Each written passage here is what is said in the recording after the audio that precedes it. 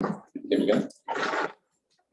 Right, so welcome along everybody to our final Waipapa Papanui-Innes-Central Community Board meeting for 2022. We'll start off with our karakia, so everyone stand.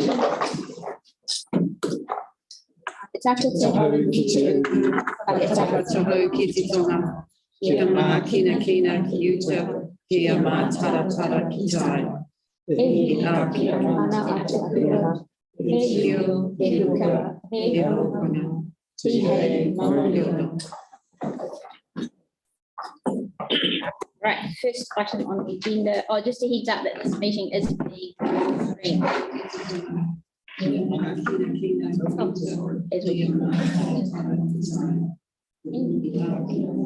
Freaky.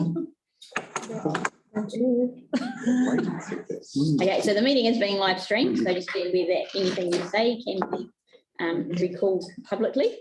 First item on the agenda is apologies. We've not received anybody. Everybody is here. Jake Fallon is on Zoom. Declarations of interest. Do we have any today? Oh, the funding. Yeah. So we'll put that one separately. The SARA discretionary response fund application. Item 3, confirmation of previous minutes. A mover and a second for those. Pauline's moved. Simon has seconded. Put that motion. All those in favour? Aye. That is carried.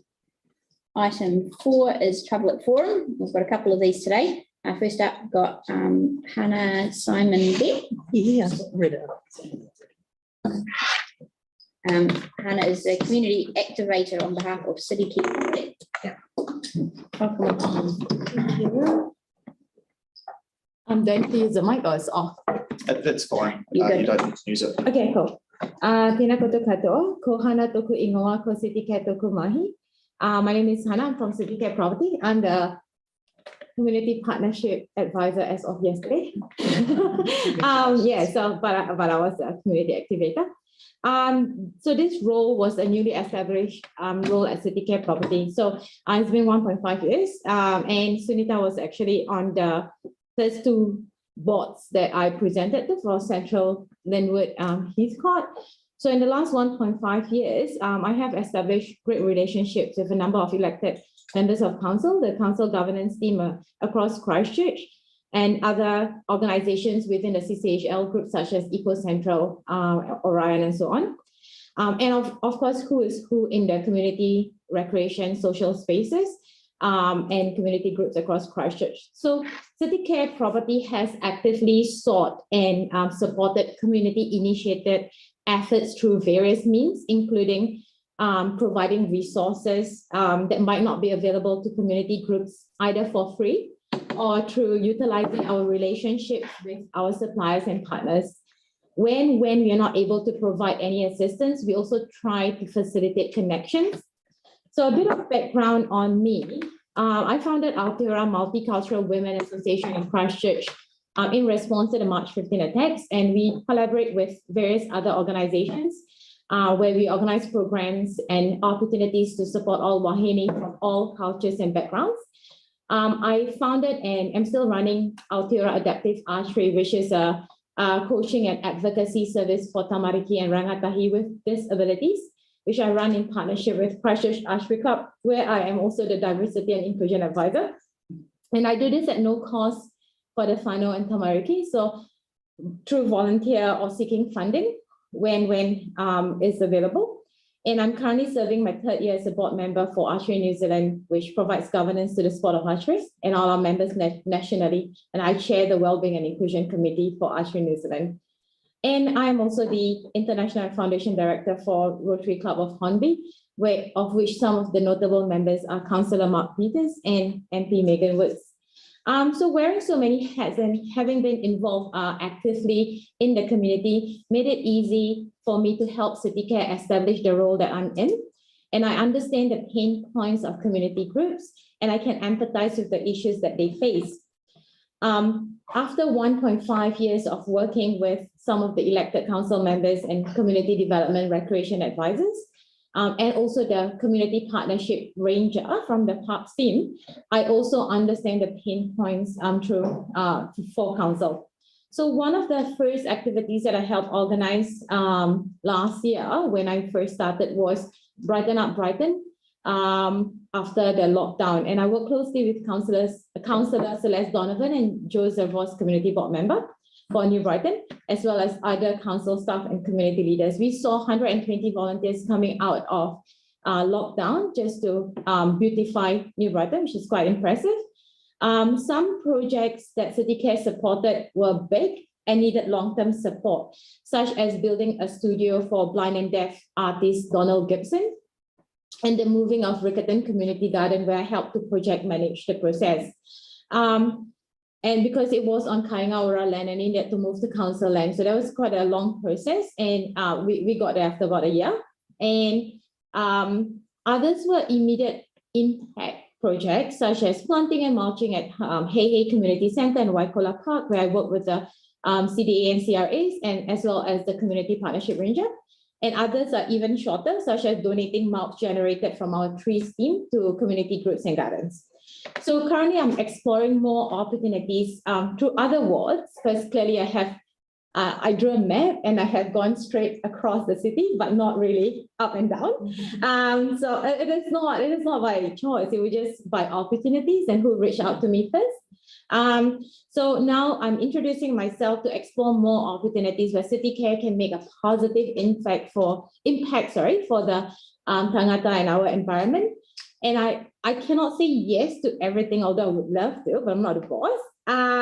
But that should not stop anyone from reaching out to me if you know of or have a great idea for a community initiative that CityCare and potentially some of the other CCHL organizations can support or partner with. And on a side note, for CCHL, I am also the Fariki champion. The Fariki is a cross-collaboration platform for all under the CCHL group. And council is the latest organization to come on board. So it has many benefits. And if you have at ccc.govt.nz email, do reach out to Claire Piper, who is the champion for council. Or you can also reach out to me and I can get you started.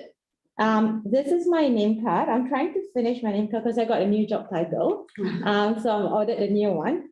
So here's my name card. Email will remain the same, and do pass it on if you have any projects or anything that you need to help. You need help with. Thank you. Fantastic. Any questions for Hannah? When you talked about the artist who was blind and deaf, did you help find a location for that studio, or Okay, so what was your role there? So the whole story is quite long.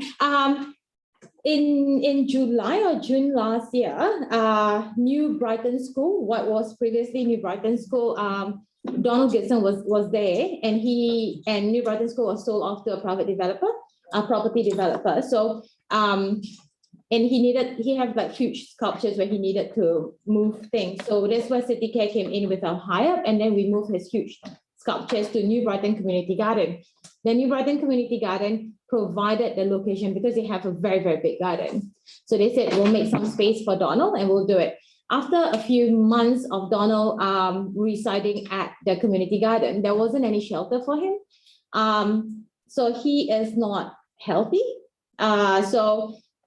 And it was, raining, Christchurch weather. And And when he entered the foray for the New Brighton, it wasn't ideal for him because he's blind and deaf. Things cannot change.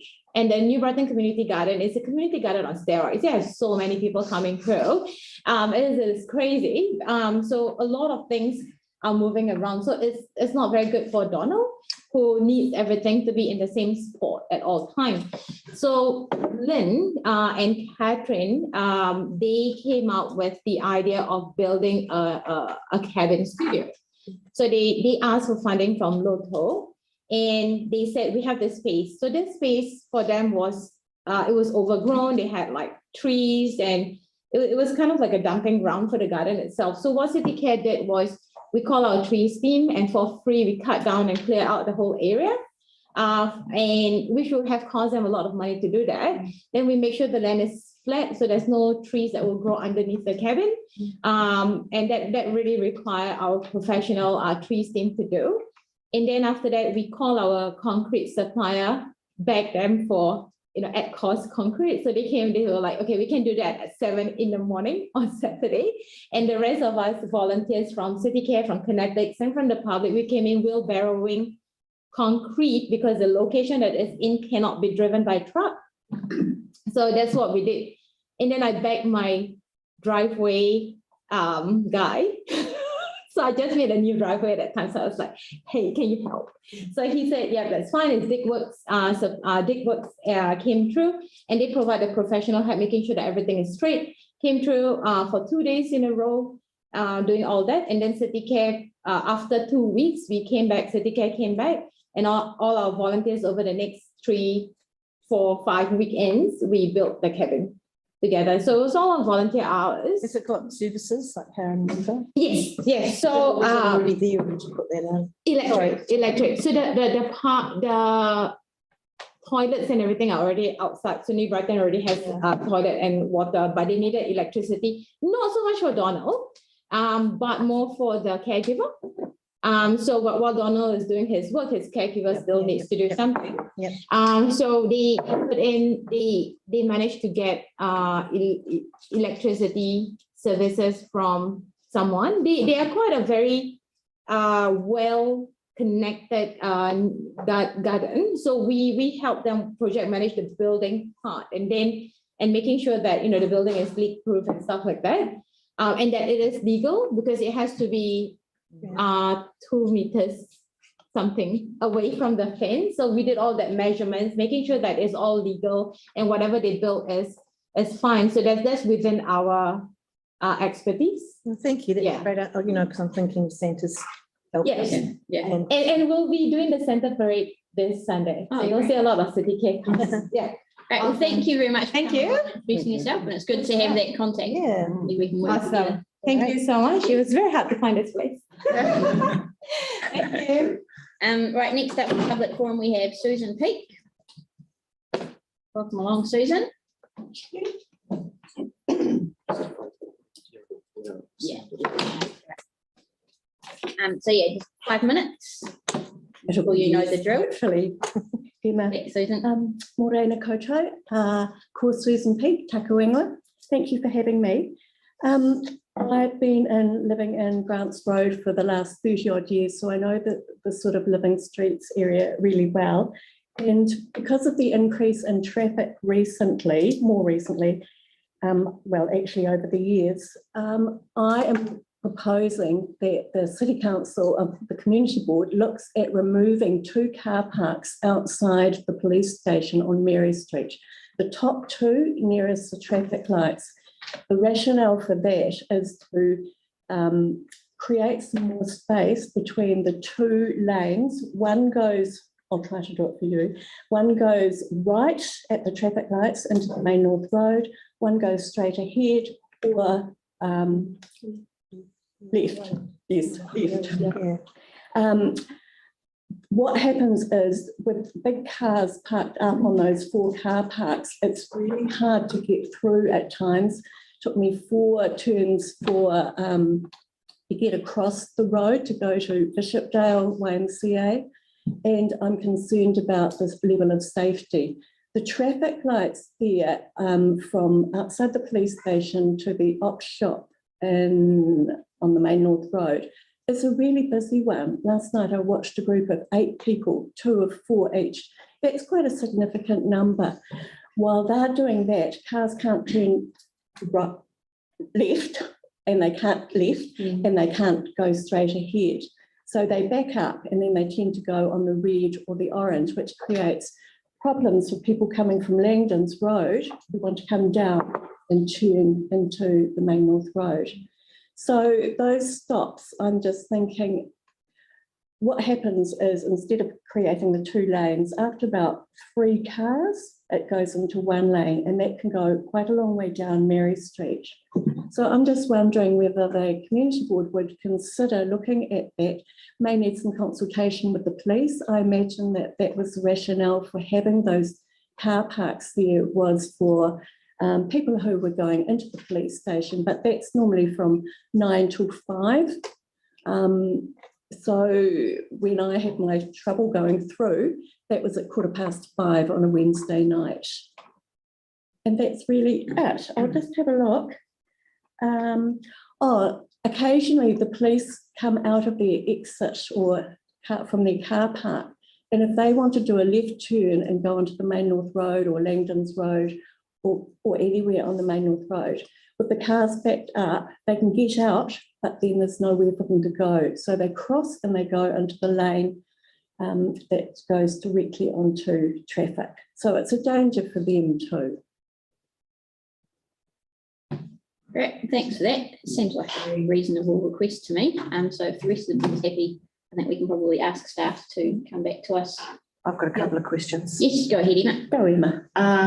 So do you think from your watching, do you think it's local traffic or through traffic? Through traffic.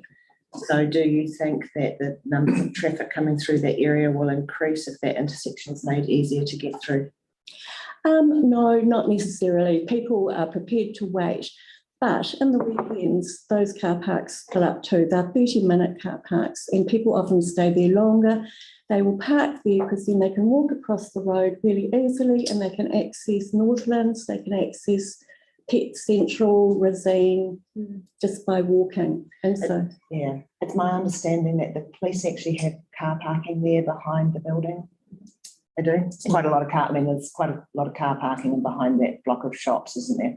yes, there is. And those businesses that used to be there, like the bank, AMI, they're not there any longer. So not necessary so much. Greg, can I just clarify that comment you said in relation to traffic? Obviously down Papanui Road, a lot of that is through traffic, but coming from the Mary Street, as I understood that you were coming from Mary Street towards into Langdons Road and up past the mall. Is that through traffic or is that more local traffic coming out of that Mary Street, Grants Road catchment coming through? I think it's rat runners coming through from the city. So it's that parallel shortcut that stops people from having to travel down Papanui Road. So by doing that, you can eliminate going down or coming up heaps of traffic lights. I haven't counted them all. I heard it was about 11. 11. It's only 11, I think, if you It's not come. a dollar. It's 11 if you go cut down Grasmere Street, Grants Road, Rayburn, Rutland, Springfield Road, and then you only have one set of traffic lights to get into town as opposed to 11. And is this happening all sorts of times of the day, or is it mainly weekends when we've got a lot more traffic at the Langdons I think Road peak period times, probably in the mornings, definitely at night. But having said that, I went through last night and it wasn't so bad. But it's people are finishing work, etc., and going home early and doing things. Simon. Yeah, Susan, thank you. You might have seen the changes made on Chapel Street, a very similar situation for left turners onto Langdons Road, where some car parks have been deleted there because we had exactly the same issue with traffic accessing Langdons Road left and right. I was just going to ask the question, over this time you've mentioned traffic increase. A lot of the time seems to be peak period around Mary Street, Langdons Road, Main North Road these days. Weekends, weekdays as well. Would you agree? Yeah, and I think with the development that's going on in Langdons Road, it's getting bigger and bigger. I worked at a rangatamariki at the back by the MEC building. I think it's number 55. Then did a wee voluntary stint at Bernardo's. And the car parking around that area, it's atrocious. And in the weekends, Langdons Road is backed right up. Sissons Road backed right up. It's just a nightmare, really. Thank you. We as a board are aware of those issues, and I bet you are. it's something we are doing what we can to. I promise I won't come back, Emma. No, I appreciate you coming back. Hi, Jeannie. Bit of a smile. Thank you. Thank you. Right, do we have anyone else wanting to make a public forum today? Okay, we'll move on to item 5, which is deputations, and we have Gary Neal speak to us about the Briggs Road, Marshland Road, Lake Sack improvements. Welcome along, Gary. Thank you. Thank you for indulging me. And yeah, as I said before, you've got 10 minutes of time for questions. Okay.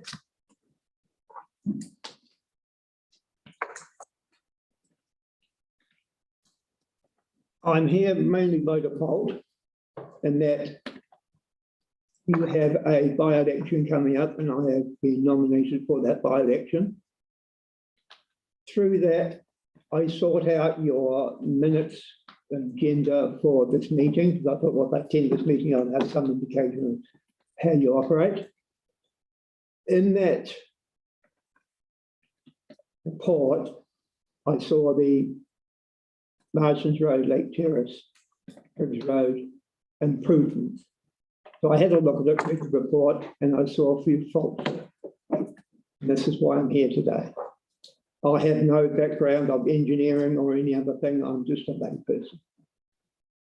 So I live in the vicinity of Cameron Close with this intersection. Regularly, I spent 2 hours observing the intersection on the 13th of December and came to the conclusion the speed from into Lake Terrace and Briggs Road is not an issue, as what the report said.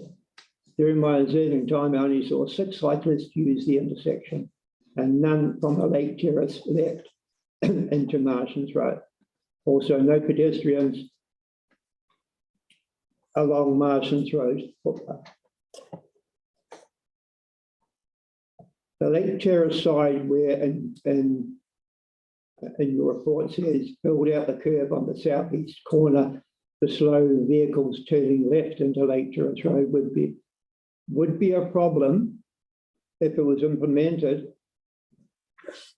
As if you don't know, there's a Route 60 on the bus line, and if you altered the, can you bring up the map of the intersection? You mean that the plan with the changes on it? Yeah. It's in that report. Anyway, I'll continue. If it was implemented, if you look at the map, that's right, just there. Come back down into Lake Terrace. What's your little? I think we know what you mean. Bottom right. Okay. The southeast corner. You're taking 3 lanes and turning them into 2 because you're going to take that corner and push it out. If you did that, the bus people or the drivers would have a lot of difficulty turning through that corner.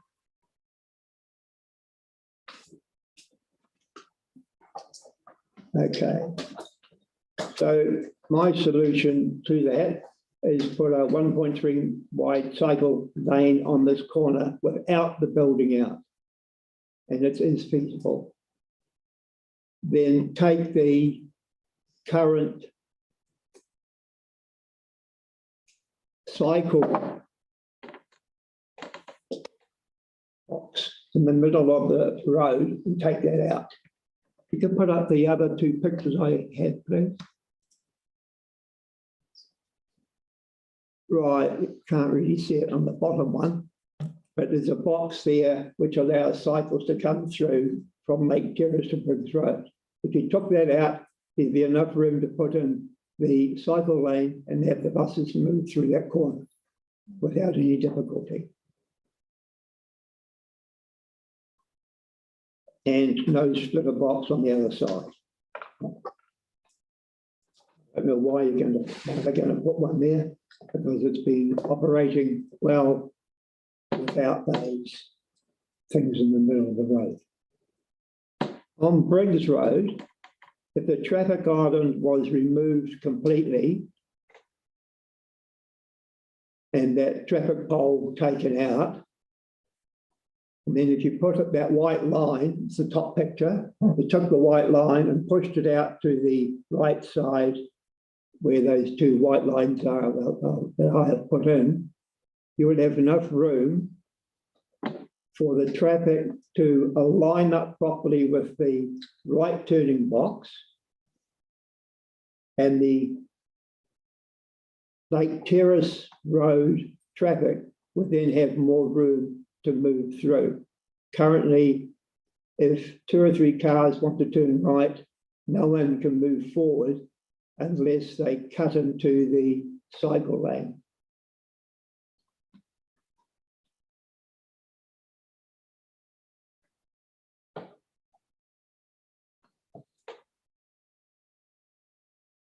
It said in the report that the most significant crash problems are the result of red light turning, right turning traffic failing to give way and right angle crashes.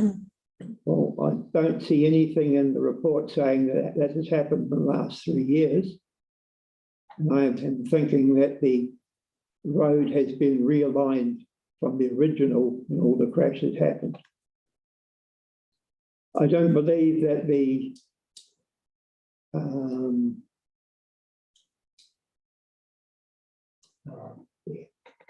that thing you're going to put in to slow the traffic down would be of any use. It's going to, there is a 3 to 4 inch bump as you go across it, and that, yes, it will slow cars down, but it may damage cars' suspension over time. So I would think that a 40km/h speed down Marston's Road from QE2 through the intersection, just the other side of the intersection, would be a better option. And there's also going to be a new shopping centre put in there, so I believe that the speed limit would have to be reduced anyway. Basically, that is what I'm. Yep. Yeah, Great. I spent some time looking at it, and I've come up. Oh, and that traffic light on Briggs Road, you can take that out, take the head, and put it on the opposite corner to allow the Lake Terrace people to have 2 lights going through. I've got 1 minute left for questions if anybody's got any for Gary. No? Yeah, Simon, just a quick one. Thank you, Gary. Yeah, just quickly. So on the Briggs Road side, where you're suggesting to remove the island and essentially create a bit more space, I guess, for right turners, is that the intention of that? That is the intention. I guess the nice thing about a median strip or an island is it keeps the oncoming traffic apart. Removing the island potentially bring straight through traffic closer, but is it your view that on balance that would be a safer solution? Correct. If you look at the Lake Terrace side, there is no island there, and the traffic moves very freely and no incidences of close calls. Thank you. Now, Gary, staff who have written the report and will be presenting to us today have heard everything that you've said, so they can hopefully answer any of those questions or any of that when they do their presentation very shortly. So thank you for taking the time. Thank you. Appreciate it. Item 6 is presentation of petitions. We don't have any today. So item 7 is correspondence. We do have a couple there to receive. Pauline, you've got a question? Right, yeah, so the one on from Jane Hossack on the Francis Ave flooding, and we do have to be careful of this because as she says in here that she has sent me photos and I have had them from other residents as well over the past year or more, and I've put this through the Office of the Chief Executive, and I have been seeking a site meeting with appropriate staff, and I think we brought it up at that flooding meeting as well, and that might be where she spoke to you too. So I don't know why that's not progressing. So perhaps if the community board also requested that, it might help us. I'm not sure which pumps that she's talking about either, so perhaps we want some information about that too. And I do feel for them because nothing's happening, and they have the issue of the flooding, the issue of, you know, why can't they mitigate that because they feel that they're really close to the Dudley Works, and then the traffic management for when they do flood and stopping the traffic coming along and washing the water into their properties quite badly, and then keeping the communication going with them. That's what they feel as well. Okay. Second, Simon? Just commenting on that as well. Yeah, Pauline, I'd absolutely support that request for a site meeting because I met Jane at the drop-in information session. Then I popped in on the Saturday when these photos were taken a little bit later in the day and spoke to her, and also spoke to one of her neighbours who's also impacted. And at that time, all the surface water had gone, and I went down Warrington Street to where there's a temporary or a pump site that's not permanent, but where pumps are set up on demand. And those pumps were still being set up at that stage. So what appears to have solved this is the turning on of the main Flockton Basin pumps, which are up Kensington Street. Whereabouts are the Warrington ones? Just in the back of sort of Hills Road, Warrington Street. Yeah.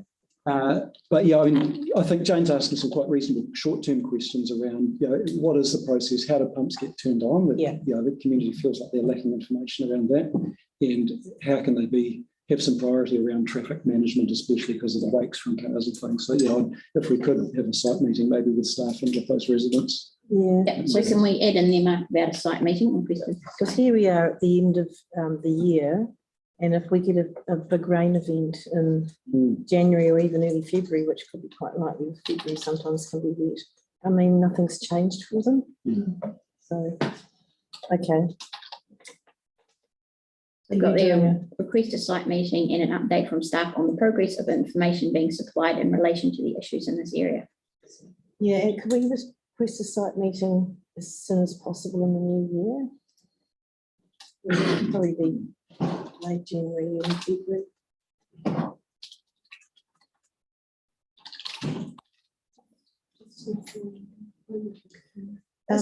And particularly, we want information particularly around the pump stations? Yes. Okay. Sorry, Pauline? Particularly around pump station activation process or something. So is that pump also helping the little streets, you know, all off Aylesford? Well, it'd be good to clarify, but it would appear so because this water, you know, heads to Aylesford, sort of Aylesford Street, Hills Road. You know, that's its direction of travel, and then it will head north through that pump station and beyond. And likewise, that temporary one is essentially drawing water out of the ground in that same kind of area, Aylesford, Warrington Hills. Yeah, so we'll get that clarified. Yes. So, okay, and then Well, just while we're still on that one, Emma just told me that Tom Parsons from the drainage team is working on a report to council with the action plan they're taking for dealing with these issues around the city, and he's included Emmett Street and Francis and Flockton in that specifically. So it's a bigger picture. City-wide report. Yeah. so perhaps if we fed that information back to Jane, it would be helpful too, but we don't have a timeline for that. I asked around that and I got around February, but please don't quote me. Yeah, no, that's good. That's good. And the next one, Yes, and just make sure that that recognition for the council staff goes back to the appropriate staff. Yeah. For the work that they've done in the reserve. That's essentially it's a bouquet that's gone out. So that has been passed on. Yep, so that's great that they've been supporting that project because it's a really good one for that Shirley community to get behind. A lot of passion in the area for it. Happy to move the correspondence. That Victoria has seconded. We'll put that motion. All those in favour? Aye. That's carried. Item 8, we move now to the Briggs Marshland Lake Terrace safety improvements. We've got Gemma, Crystal, Jacob. Hey. Okay. Okay. Jacob was the Hawaii. I'll be Jamie today. It's always my name, isn't it? I knew it. Coming back. I know. Can't resist it. And just before you do your presentation, you've obviously heard what Neil said, so if you can maybe address those points. Yeah. But thank you. Yeah. Most of the specifics, I think I'll pass to Gemma. I'd start by giving a very, very quick introduction to Road to Zero. Councillors have heard something along these kind of lines before, but the community boards haven't. And sometimes I think you see a plan and you don't really understand where it fits and why we're doing it. So hopefully I can very quickly try and give you that introduction. So yeah, Road to Zero is Waipapa plan to reduce deaths and serious injuries on the road network. Can we go to the slide before that? The overall plan is to try and get to 40% reduction in death and serious injuries by 2030. I'll start with this little video. I think it's a really good, really powerful video. I think I did have a way to play it, but I might need to do it for a different screen. I need to do it on YouTube. Which could solve it's only 1 minute long, so I promise it's not too onerous on you. So last year, 213 people died on our roads. What do you think would be a more acceptable number? acceptable 70 maybe, probably 70. You said 70? Actually, this is what 70 people looks like.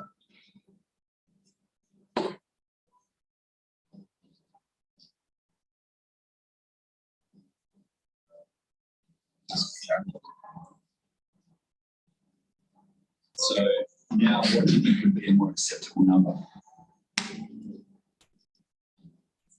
0. 0.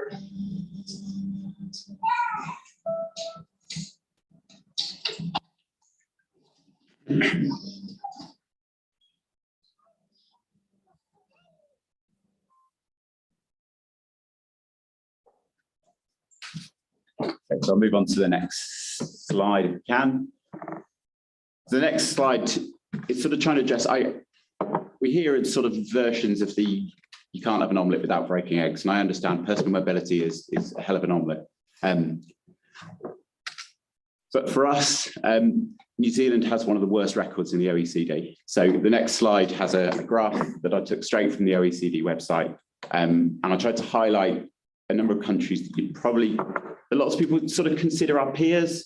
So there's UK, Japan, Australia, Ireland, Norway, and the Road to Zero 40% reduction, as you can see on there, doesn't even meet most of where most countries are.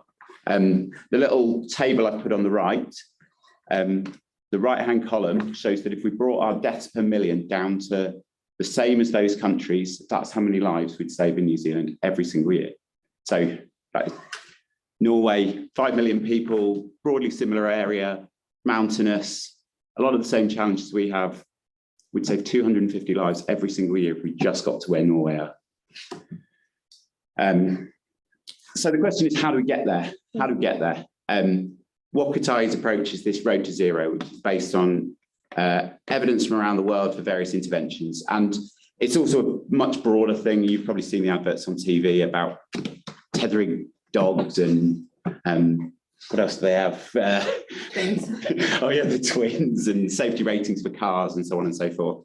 And lots of those don't apply to us. We're a road controlling authority, but what we can control are some of the elements. If you drop to the next slide, please, Mark. Some of the things that are on there, such as intersection speed zones, they're mostly rural, but they will apply to some parts of Christchurch City Council.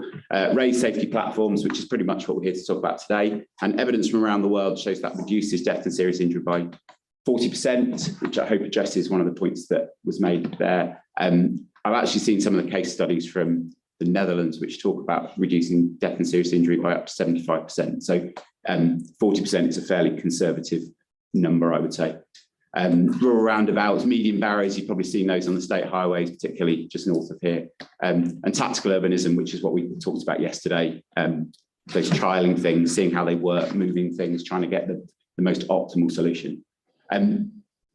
So that's my very quick introduction to Road to Zero that I hope gives you some context about why we're doing these, and I'll hand over to Gemma for that. But if you've got any questions about the broader Road to Zero, I'm very happy to take them. But otherwise, I'll hand over to Gemma.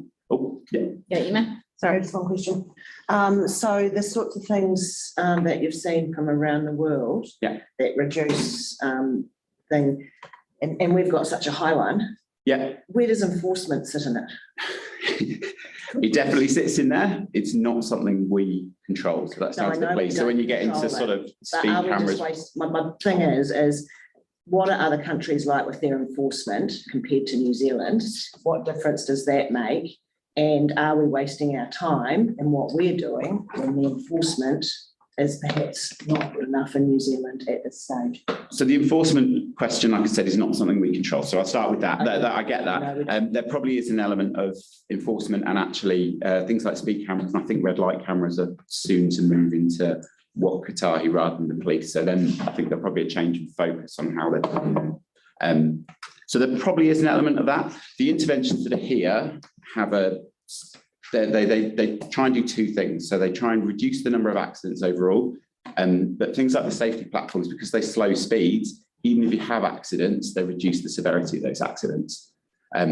So like I said, it's not just about enforcement. Enforcement, if you decide to ignore it, you'll still pile in somebody and kill them. Well, it's just that we hear about enforcement around this table every single time we sit around this table. Yeah. And we hear about driver behaviour. Yeah. And that seems, I mean, from sitting around this table, Yeah. it seems the major issue that actually has to be dealt with. Yeah, but the raised safety platforms will change driver behaviour simply because if you hit them at 70, 80 kilometres an hour, it'll hurt. On your foot, which is what they probably do, flip onto the footpath. They shouldn't do Driver because if you look at where they are, you hit them straight on. So I don't see how you'd flip onto the footpath. I mean, you're the expert on this. So I don't see how you flip onto the footpath. It would just be a really uncomfortable bump as you hit the plateau. So yeah, they will change behaviour because they will force people to slow down because it's uncomfortable going over them. Sorry, and that reminds me of the point that was made over there about damage to cars. So the really big high-profile one is the Lincoln Road, Whiteley, Barrington intersection that we did 3 months ago. We have had, well, last time I heard, which was about 3 weeks ago, we've had no claims, we've had no verifiable incidents of car damage. We've not seen anything on any of the cameras. There are no scratches on the road, which is suggestive of car damage. So I don't know what we can say. It seems to be doing what it should be doing. Obviously, it's far too early to look at what it's doing in terms of safety data, but that will come later. But certainly the downsides that people talk about, we're not seeing on the road. Thank you. Yeah, so we'll move specifically into Briggs Marsden. The reason why we are putting the race safety platforms in at this intersection, it is a busy intersection used by vehicles, buses, people walking and people cycling, and that's likely to increase with the development at home base. So we want to make sure that everyone gets where they're going safely. We've had 12 injury crashes at the intersection, including 4 serious injuries. And yes, the crashes are a result of red light running, right turning traffic, failing to give way, and right angle crashes. But a few of them have involved people turning at speed in those red light incidents. And part of the safer system is making sure that if there is a collision, that the severity of those crashes is reduced. So humans can only take so much force on their body. If you were to fall off a chair, it might hurt slightly. If you were to fall off a roof, then you're in serious trouble. And that's kind of where removing the kinetic energy out of intersections reduces that the significance of a collision. So we're proposing them just on the approaches at this intersection using the median islands. It means we don't have to build a table over the whole intersection, which is more cost efficient. But we still get the safety benefits because it's that speed reduction when a driver hits the platform that they will slow down. They may choose to still run a red light, but again, that kinetic energy and speed has been removed from that incident. We're proposing some cycle changes, especially on Lake Terrace Road. We've extended the cycle lane and the proposed build out on the southeast corner isn't just necessarily to slow vehicles down entering the intersection, but it's to reduce the crosswalk distance for pedestrians. It's currently quite large, and it will also improve the visibility of the traffic signal. The buses will still be able to turn left from their lane, and they can use both exit lanes on Marsden Road if they need to. Removing the island on Briggs Road was considered, However, we chose to retain the island so that we could just incorporate the race safety platforms on the approaches. We have around up to 87 right turning movements from Briggs Road, and they're opposed by not a high number. So they are able to move into the right turn pocket so that through traffic on Lake Terrace can carry on. And it does provide that separation between through vehicles, as Simon mentioned earlier. Permanent speed limit changes will eventually come outside home base and down through this corridor. They're just not there yet. That will come through as the speed management plan progresses. And Crystal will talk to you about the consultation. Cool. So yeah, we consulted from the, I think it was the 13th of September now, for about 3 or 4 weeks. And we sent consultation information through to 17 stakeholders, including our emergency services and the businesses at the home base centre and the owners of the home base centre. So the new development going in as well. It was also posted on the Have You Say page, and the board shared it on their Facebook page. So thank you for that as well. We had very few submissions. We had 4 submissions, one of which was just a question. Most people who submitted said that they were very supportive of the cycling changes, and there wasn't a really clear indication from the submissions as to whether they were in fact supportive of the entire change or not. There was some questions around turning arrows and some, the improved treatments around the cycling bends on Briggs and Lake Terrace, which has been passed to their area engineer. I think that's about it from the consultation. Any questions? Victoria.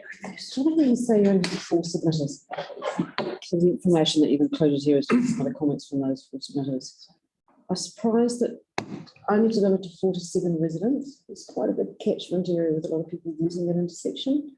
Can you just explain why we've only delivered to 47 residents, and is that standard? Yeah, so it is relatively standard for a project such as this. It's relatively low cost safety improvements, and because we're prioritizing safety as part of zero, it is a low level significance and engagement policy because there is not huge amount of lasting impact for the residents in the area. We'll slow the speeds, but it shouldn't change their daily lives. So it was evaluated as a low level. So we did the residents around the sort of immediate surrounding areas, sort of up to the next streets over. So one of the things I hear about the raised platforms and some of the speed humps is that they speed up, they slow down over it and they take off again. Have there been any comments around that acceleration issue between raised platforms and the area? Not from this consultation. I don't know if you've received any from any other. No, it does happen more on our local streets where we have speed humps in particular. And I think where we are trying to put in area-wide lower speeds, then that should reduce the acceleration, deceleration, because you'll get a more consistent speed. We haven't had any feedback similar to that from Barrington Whiteley. Okay. But I also said, if it only stops people for 20 metres, it's doing what it's supposed to do here. It's an intersection. It's supposed to stop people going into the intersection at speed. So if they accelerate out of it on the straight road, which is wide and open, and good visibility, then it's probably okay. Right, we've got a few questions. I think Emma, you had one first, then we'll go Simon, Pauline and John. Mine was more of the issue around the consultation, getting things out to people. Has the council ever thought of, how you have your little signs that you put up, every now and again, the neon signs or whatever they're called, flashing signs that you move around the city saying, something's happening. When we have consultations on particular areas, is there any reason why we couldn't actually be advertising that consultation on that area is happening, so people who actually use the area and drive through it would be aware that the consultation is on and can actually then go to the have a say page and actually do it. I think for the bigger It's about projects- people awareness of the fact that it's happening. So Yeah. I think for the bigger projects, it could be an option, but as Crystal said, this is one of our lower cost safety improvements. And the cost I to heard that have the after my VMS question. out on site, it is an expensive option, I guess, and we rely on, I think it was shared through the community Facebook page. lots of things are expensive. I I mean, the know. cost of things, I'm not too interested to be hearing that when it's about the involvement of people and the decision-making of the city. We do also get criticised for the number of signs around the place. So there is a bit about not trying to put too much noise. So we do advertise a lot of stuff on. We do advertise on Facebook. We do advertise them quite widely, and it depends how big they are. I mean, the speed, the general speed zone ones have had a huge media presence. So yeah, we could just push them out through different channels. That signage you're something. talking about, I'm pretty sure that was used along Martins Road when we did the speed thing down there. So that was obviously a bigger one. Yeah. That was used for, I think. I mean, that's high significance because it's citywide. Simon. Yeah, just a quick one, and Jacob, you might have answered this already previously, as I was putting my hand up. If I'm travelling through that intersection at what you would consider to be a safe and appropriate speed, will I have an issue with that raised platform? So it's not going to require me to, I guess, excessively reduce my speed. It's going to require me to travel at what we council would consider to be an appropriate speed. Yeah, I mean, I've tried to see how, because we've seen the noise and noise, I've tried to see how hard you have to hit Barrington, Lincoln, Whiteley. And I can hit it at 40 in my car with absolutely no problems at all. Even experimenting. And then people can get in my way. Thank you. That's fine. I don't. Pauline. Oh, yeah, look, if you're travelling along Briggs Road towards the east, and then you want to turn right into Marshland, I'm surprised you've not put in a right turn arrow there. Is that just budget reasons? So we wouldn't be able to put a right turn green up because they are sharing the lane with through traffic.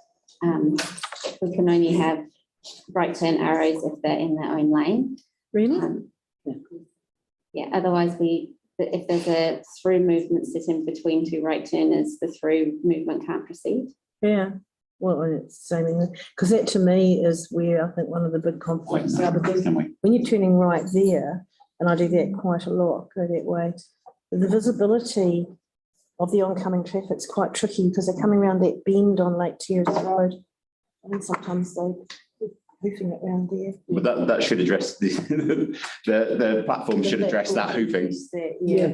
And give you a bit more time to see what's happening. Yeah, true. But in terms of widening it, we were just sort of saying there's no way you can widen it because you're constrained by the properties on either side. Oh no, thank you. That clarifies that. John.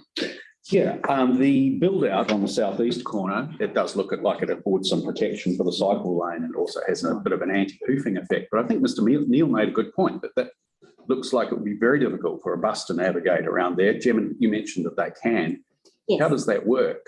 So when we do designs, we have some software called AutoTurn, and it has a suite of vehicles in it that we generally see out on our roads, and you can drive the corners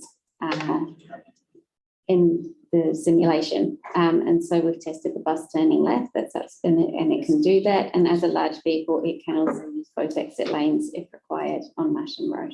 That avoided the need for you to go out driving buses at night.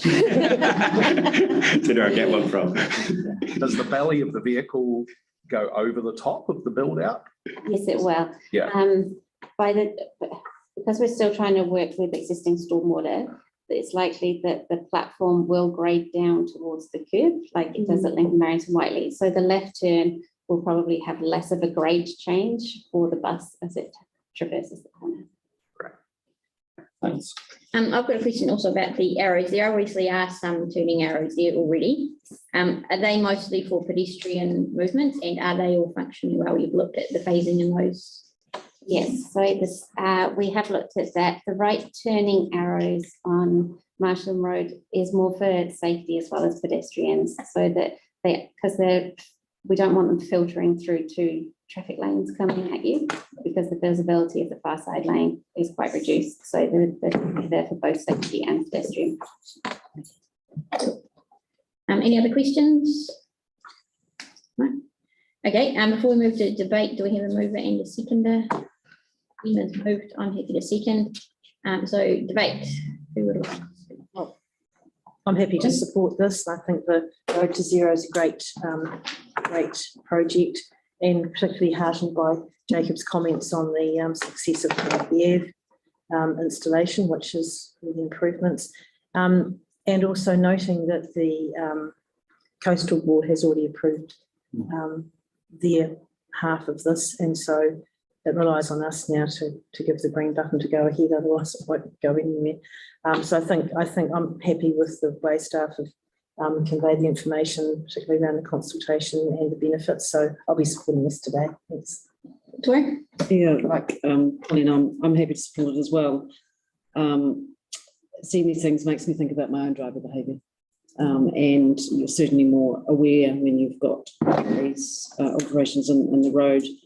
I'd like to reiterate the comments have been raised in the question time by Emma, because I do think that enforcement and driver behaviour is a real contributing factor, and it would be interesting to see in the presentation of the information to us how the statistics change, or what variable there is and what factor there is around how different countries prioritise their spend in that space, and how that impacts. I also want to pick up on the comment around the consultation option. It's just alarming to hear that you've only got 4 submissions. And I recognise that you said it's a low impact, but I take up the point that from a consultation perspective, we have to start doing some things differently to get that community voice out there. That aside, I'm happy to support this. Simon? Thank you. Yeah, I support Pauline and Victoria's comments. I appreciate the clarifications from staff this morning of the issues that have come up around the table. That's really helpful. And yeah, I don't think it's for us to provide the answers around their engagement, but I do wonder, if it's not a variable message sign, is it a core fleet sign at the intersection? Just given the high volume of traffic through it, it would have been great to hear from more users at the intersection. But that's, I guess, always learning from these things. But yeah, it's good to have had the information today, and I'll be happy to support it. Thanks, Simon. Yeah, I'm also fully supportive of this today for the reasons that everyone else has given. I think we have to keep that road to zero top of our minds when we're making these decisions. And I'm pleased that you guys have addressed those concerns that Mr. Neil brought to us. And yeah, thanks for your work on this. Anyone else? No, okay, we'll put that motion. All those in favour? Aye. It's carried. Thank you very much. Merry Christmas. Item 9, Bishop Street, proposed no stopping restrictions. Sally and okay. Yeah. Okay, did we probably take this report as read? Are there any questions for Sally Ann? Yeah, just I'm having a look through. Where did it come from? Where was it initiated? So it's a customer service request that came through Hybris. By one resident? Or? Just the one resident. The main issue was that the car parking, it was one particular car was blocking the stop sign on the south arm. So yeah, that was why we initially decided that it would, it was worth putting them through there. And I think really they should have been put in on the build outs where they're broken. Yeah, this first. So even though it's one person, you had a look and realised it was valid and it was. Yeah, absolutely. I mean, we can't have people parking over the stop signs really. So even though there's a line, there's a stop sign, there's pole as well. But well, I'm happy to move that. Sunita's seconded. Emma? No, I have a question. Yes. Well, because I look at the photo and I see the cars parked all over the footpath and the grass. And our council assets, what I call council assets nowadays.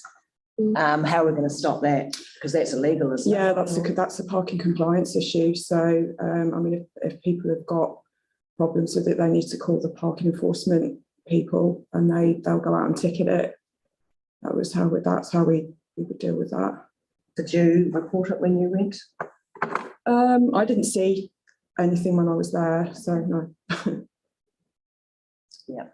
Yeah, because I mean, like I agree with the extending the yellow lines, but I just wonder if it's going to mean a whole lot more cars parked on the footpath and actually could make the area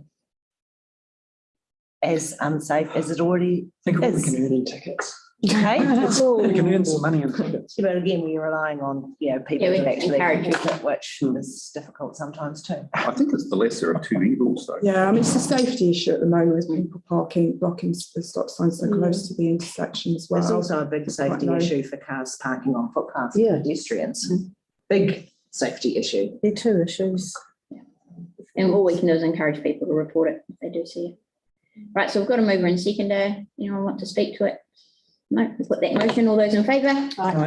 That's carried. Fabulous, thank you very much. Thank you, Joanne. Item 10, discretionary response fund application. Anne Helen? Yeah, we've got a number of DRFs. The first lot are the board projects that we did a workshop previously on, and we've come back with the matrices for you to make a decision on. We're happy to answer any questions that you have. Any questions around the board project? We had that workshop and discussed it all and come up with this, so Happy to move. Simon moved it, Pauline seconded it. Anyone want to speak to it? Put that motion, all those in favour? Aye. That carried? No, sorry, no, No? no, I'm not against it. I'm sorry, I don't approve of the Garden Pride Awards. Okay, so we'll note that. Sustainable Garden Awards, so no. Note that down, Emma. Are we Thank you. collecting Jake's votes as well? I here? was looking here, you gave the thumbs. Oh, that's fine. I'm thumbsing up. Thumbsing Thank you, Matt. thumbsing away. Mark, keeping an eye on you, Jake. Can I just clarify Thank which one? you. Is it I need it. both of the garden awards? The gardening ones, yeah, I just don't, I think there's enough going on in the gardening scene that we shouldn't be putting any money into that. It's not necessary. It's my. Both of them. Oh, both of Is that even? Yeah.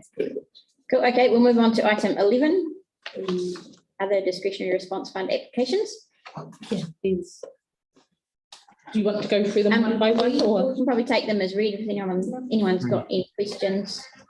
Yeah. Oh, we're just doing the first 5 and then we'll do the Sarah one separately. So any questions about the first 5? No? Okay, do we have a mover and a seconder for those 5? Sunita and Emma. Put that motion, all those in favour? That's carried. And now we've got the one from St Albans Residents Association. Any questions over that one? Or did you want to say anything? No? Yeah, I've got questions. I just want to explain, I don't know if I've missed something, but the application went in early September. So what's the reason for, and when was the event held? Halloween was the 31st of October. So I think the Waipapa Papanui-Innes Community Board's last meeting was early September, 4th of September.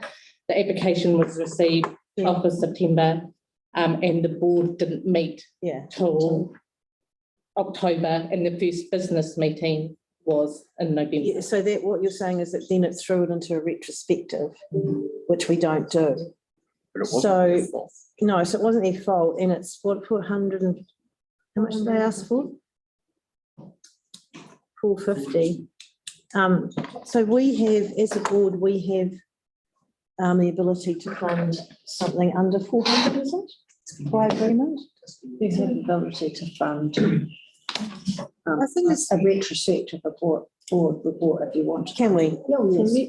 So it's just it's a policy that we stick to when we can, but if necessary. So Sorry for clarity, sorry to explain.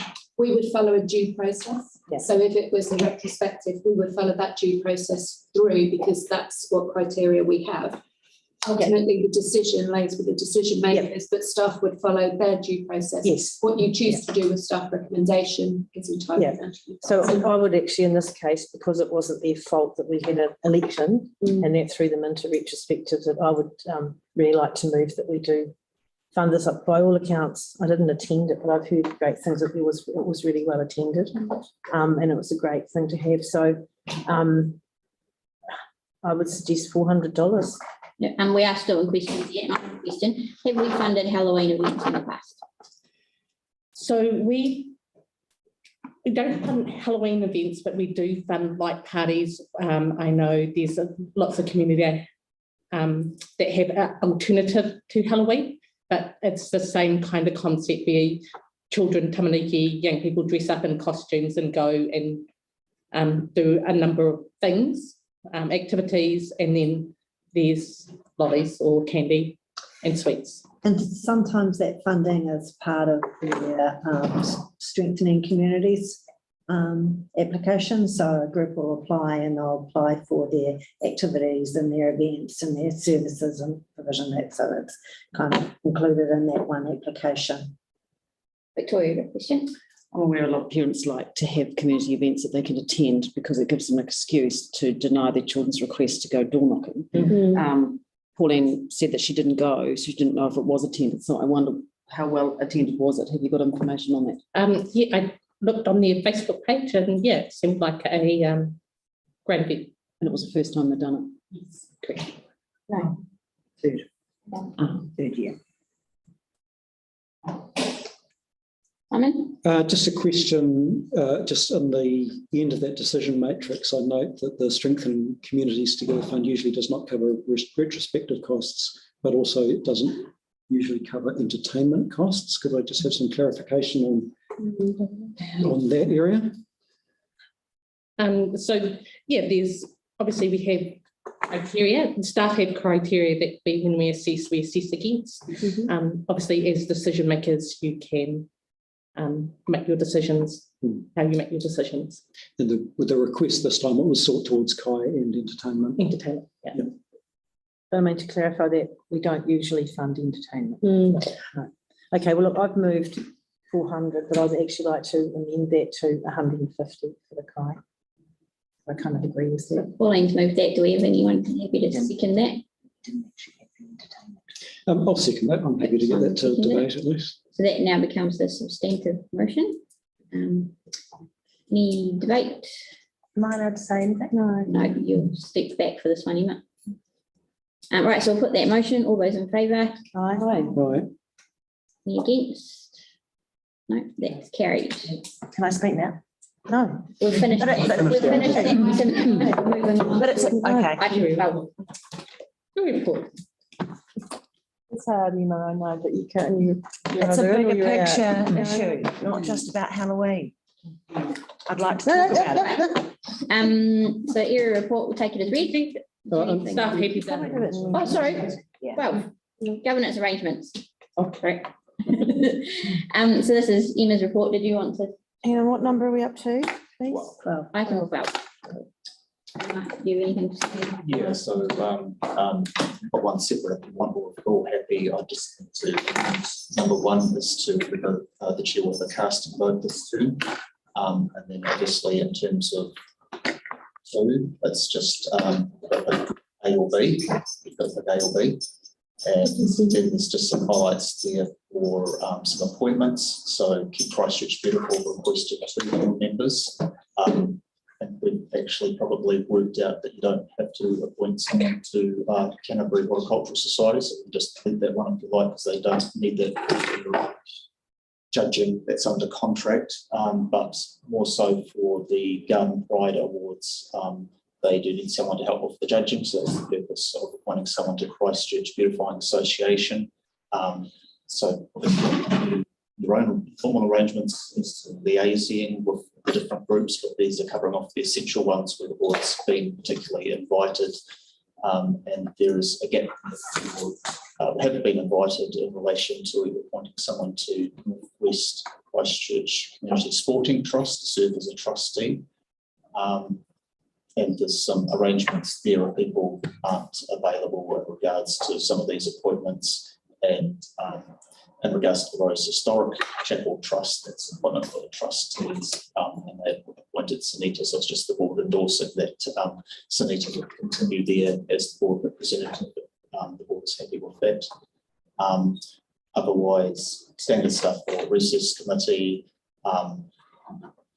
flexibility with a submissions working group rather than a committee, so that you can quickly turn on things, a little bit of structure where appropriate to fit circumstances. yeah, obviously the two dates chosen between Thursday afternoons or Friday mornings. Right, so thank you, Mark. Are there any questions around any of that? It's quite a lot to digest in there. Pauline? Just on 16, that the meeting convened by the recess committee will be public notified and details forward to all members. So the details forward, does that mean an invitation to all members to attend? Because I would say, because that's what we're doing at council, we've got the recess committee, but it'll be open to all councillors to attend if they can. And I'd like to see that for community board as well. Agree with that. So maybe if we just change that invitation forward to all board members who are available. Willing to support that. Yeah. Just got invitation. Details in the invitation. That works. The appointed resource committee comprising At least any. Yeah, I think last year we said a minimum of one or at least one other member. Yeah. So just put at least in there, I think. Yeah. Great. Yeah. Do we maybe also need to note that the quorum would be 2, just to make it clear? Yeah. I'll just put brackets.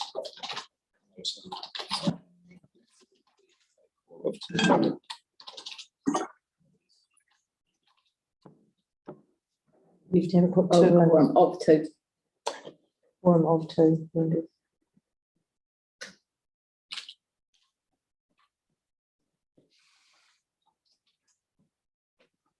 And then 16. Yeah.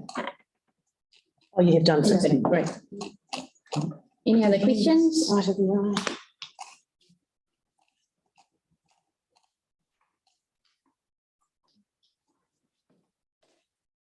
It's the Right, so the casting vote, we'll put that first. We need to decide whether I will or will not for casting vote.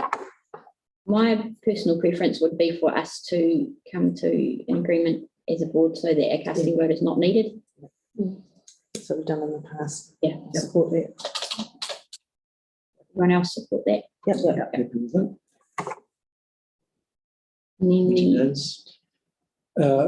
Well, I would be, we're not moving things yet, but I certainly would move option A as my first preference. I'd support option B as my first preference. I'd like to do these in the morning, but I'm supporting option A. Option A. I'm a fan of option A. Okay, I'm A too, Emma. Don't care. Jake, would you support option A or B?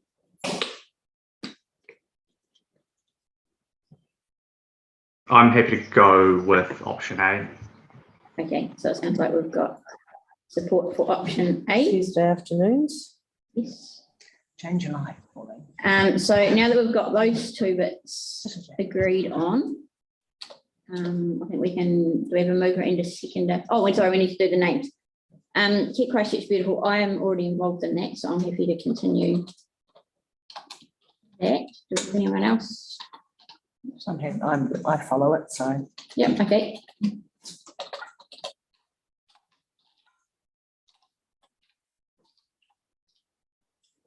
Horticultural, if someone wants to, we can appoint someone, but if not, then we can just leave that one. No, get rid of that. Christchurch Beautifying Association, so this involves going out with them one day and driving around looking at all the front gardens. It's just one day a year.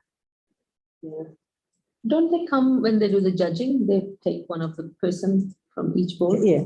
Yeah, right. Yeah. But we need someone to put their hand up to go. Emma. Hey. Thanks, Emma. I turned down all the gardening things. I better support these other ones. On my feet, when they're out there, so whatever. I'm number 10. Oh, great, that's fantastic, Victoria. Apologies, I shouldn't get back to you. That's also, Oh, that's really good. I think we should have someone on there. Yeah, I do too. Thanks, Yeah. Victoria. yeah, that's chaired by Chris Menis or something. Yeah. My daughter won the Bernice Mini sporting trophy just this week. Oh, Great. Villa College. for Conflict. No, for what? Overall sports. Wow, oh, that's great. Junior. Yeah. Never had to do it. Great, so that was a wet fill in there. Right, so now we can, do we have a mover? I'm happy to move. Emma, I think, had her hand up first. So Emma seconded it. We'll put that motion. Oh, speak to it. Yep. Thank you. I just want to speak to the meeting schedule, noting that we are, the motion is for all our meetings to be here in Papanui, and that we are now a larger board area. Do also note that number 3 is giving approval for the chair and the governance manager to amend the schedule, which does mean we could amend locations. Yeah. And we've all had a message from a resident this week raising concerns about the location and the timing. Getting a time that works is challenging, and we need to accommodate staff and board members, but also the public as best we can. In terms of location, I would be really disappointed if we finished even a calendar year having only met here. I would be really supportive of us seeking to hold our ordinary meetings in alternative locations as the year progresses, particularly thinking of Central Ward and the distance from here to Phillipstown. So I will support this today, but it is with that caveat that certainly would be my ambition to see us meet the intention that sits behind what's here. Simon? Absolutely. I concur with all that. Yeah, I think we've talked about it informally, and I think the whole board is keen to get out there into our communities, especially that southern area. And staff are willing to work with us to accommodate that. So that's fantastic. Thank you. So appreciate that support. Anyone else want to speak to that? No. Great, we'll put that motion. All those in favour? Aye. That's carried. And now we move on to the area report, which we'll take as read. Any questions?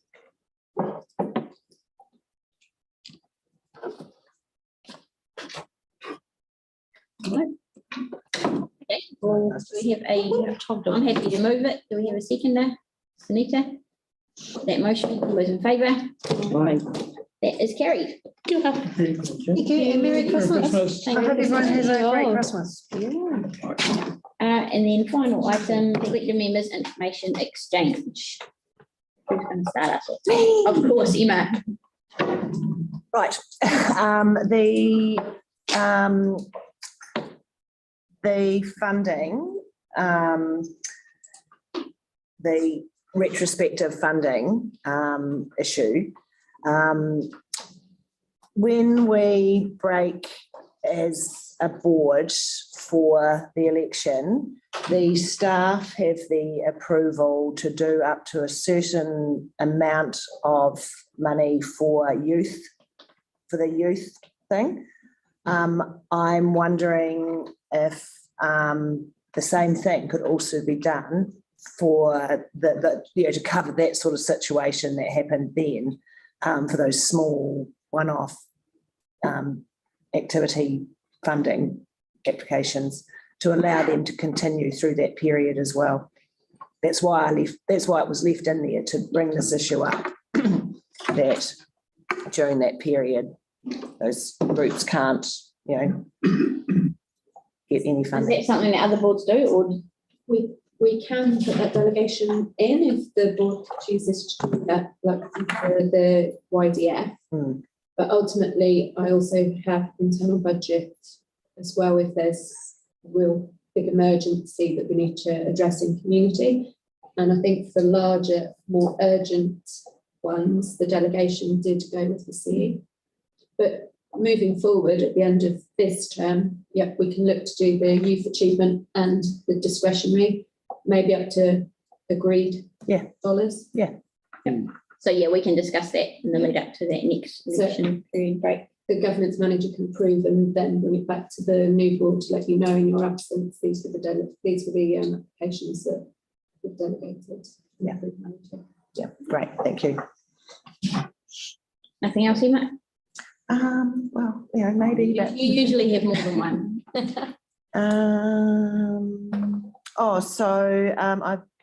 Alcohol in St Albans Park. There has been a request from a resident to look at an alcohol ban around that area. I'm not too sure if it's ever been looked at before with our local parks and alcohol in them. Is it something that we need to be, having some information brought to us on if we are actually having problems in our parks with alcohol? That's very timely considering the council talking about it on Wednesday. So I'm not sure if you caught up with that. It's been in the media in the last couple of days because there is a temporary ban in Woolston. I see that. And a comment was made by one of our councillors that we should be having a citywide ban. Okay, And in that respect, I've actually received an email from a resident saying I support a citywide ban. So obviously the conversation's out there. But you'll be aware that the bill was introduced to Parliament just within the last month about Sale and Supply of Liquor Act, with the intention that will become law in about June. So I think you can expect there will be more conversations in this space. I don't know how and when it's going to turn up, but it's certainly topical. Yeah, maybe we can request some information from staff once they've got their plans for that local alcohol policy and how that's going to affect. So just information on staff about updating on the process going through with the current reforms. Yes. Rather than specifically about St Albans Park. Yes, I think that would be helpful because it's not just one park. I think there's probably a few around the area that have the same issue. John, you had something? Yeah, I did. Yes, at yesterday's briefing, we saw two different issues that are related to the metro or the Plan A area that sits within the Central Ward, and acknowledged that that's excluded from our delegation schedule. But I bring that up because I'd hate for it to be misconstrued that we should be, that this board would be ever excluded from those sorts of conversations, because they nevertheless sit in the Central Ward or in our board area, and there are residents, voters who trade, live and conduct their lives in that area and are affected by those things. So I just wonder if there's a way of putting a pin in it. So it says, yeah, we still want to see that stuff. Yeah, absolutely. Yep. Yep. That's why you're receiving the briefings from those areas, so that you can emphasise that here, that those not decision-making powers, you're receiving briefings and having those opportunities to feed into that content as well. Yeah. Right. Yeah, and any of those decisions that are made for that area, my understanding is that they would come to us for a recommendation to council. So we get the same report that council gets comes to us first. Great. To make a recommendation for their final decision. Very good. If I Not all of them though. Some of them are so small that they won't. Oh, okay. Is that the likes of the parking ones? Yeah. Most of them probably don't come to the board, is my experience in the past. But that's because they're so minor. They're just really, really, really, really minor.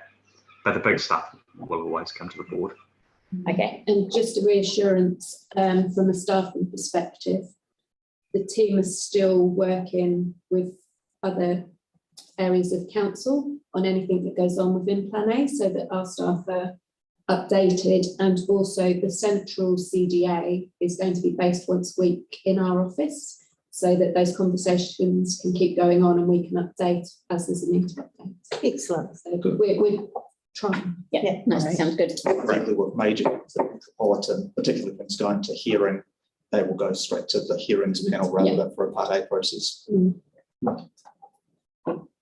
Thanks for bringing that up, John. Anyone else? Victoria? Yeah, can I just, it's not so much a question, it's about the community networking event that I attended a week or so ago now. It occurs to me that we've got such a wide geographic area now with the 3 community boards all coming together. And it struck me that there's quite a diverse demographic in that area. And I wondered whether there's been any feedback around the actual effectiveness of such a wide community networking, and whether there's opportunities for localised community networking in those spaces. Yeah, well, with Papanui-Innes, we did have one for each board, and staff have emailed out a survey to all those people to see how they would like to move forward, whether it's still having 2 or having a third one. Am I missing something in my inbox? Nothing that went out to those community groups. I can give you it's still being progressed through, but on the initial findings from the network meeting and those that are involved, they still want to continue with a joint meeting, and that went out to all the networks, and they would like it every 2 months to twice a year.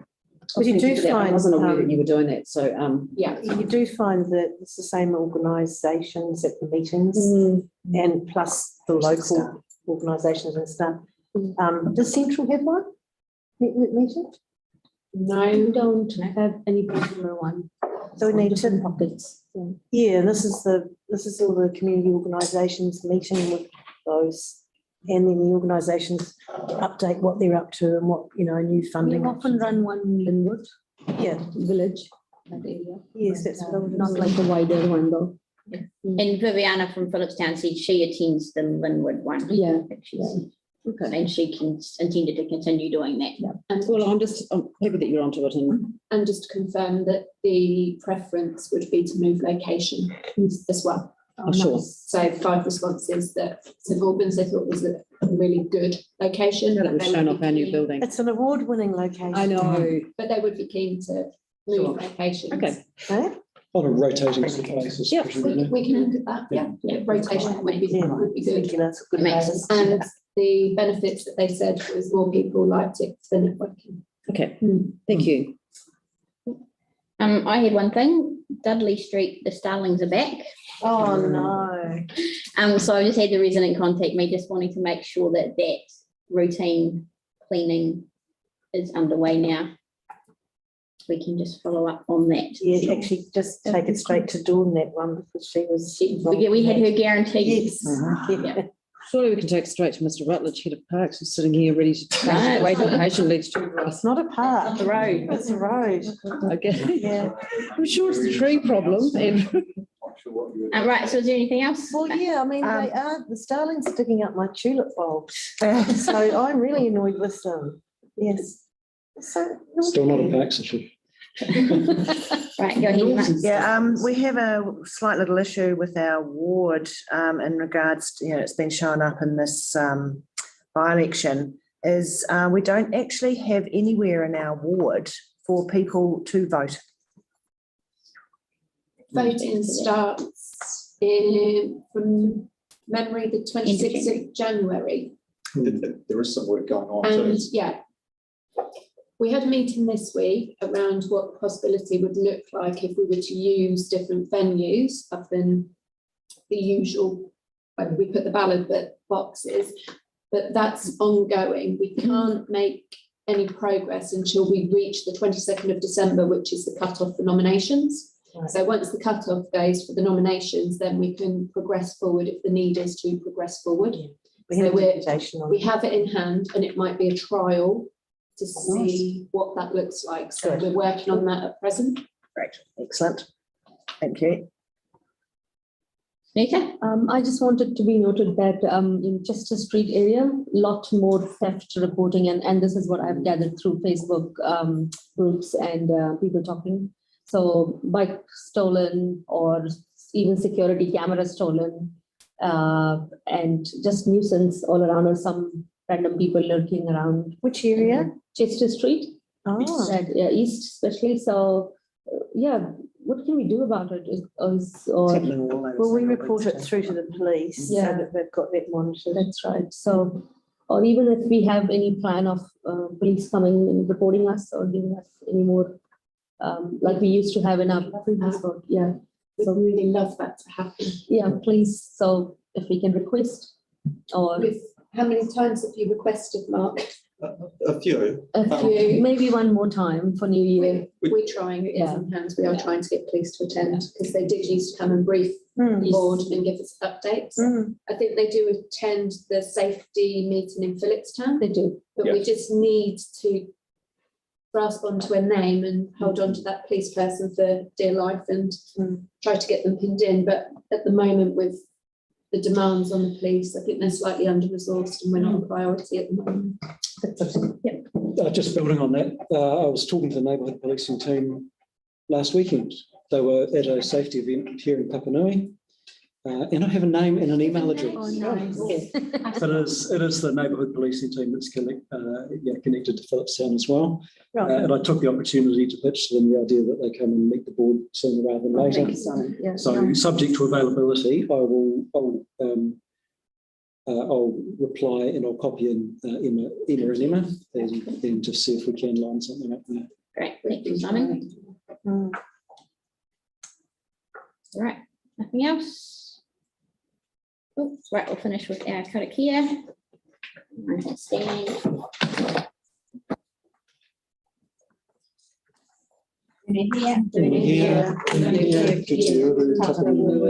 Kia wātea, kia mana, kia ngākau, te tinana, te wairua, i te ara tata. Koia rā i rongo, whakaira aki ki runga, kia tina, hui e, tai e. And I'll close